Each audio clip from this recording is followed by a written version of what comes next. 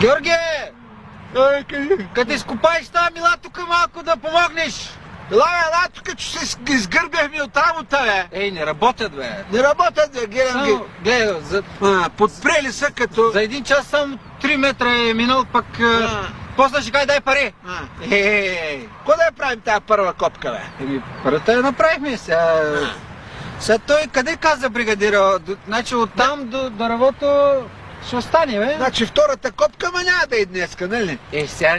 Лошо времето, да взем да завели са на квас. Ние ако се фаним, ние ще го изработим.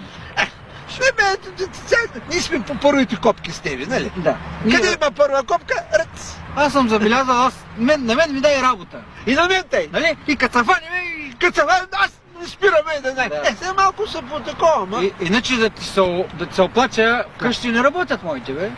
Не. Жена ми, например, сутринта ставам в 11 часа, нямам кафе.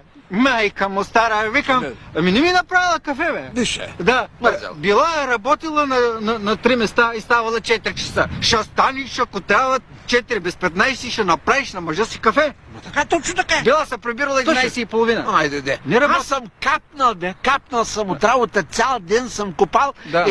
Ей тук брадата, тук е много ма боли. Защо те боли? Тук ма много боли. Нищо Тук, ти- от труд, бе. Ами така. От труд. Не ме разбират вкъщи. Да. Не ме разбират. Викам, капнал съм, бе.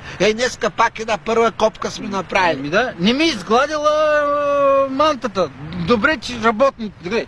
Добре, че не съм я изцапал 3 години я пазя. Ма ти е слепък. От 3 години имаш тази манта. Ами внимавам да Ма ти внимай да не я напръскаш, че Да. днеска... Нема Защото аз съм Пазя се. с официалния шлифер съм днеска дошъл на работа, защото... А ние с теб, иначе като се фаним, как се трудим, нали, с песен...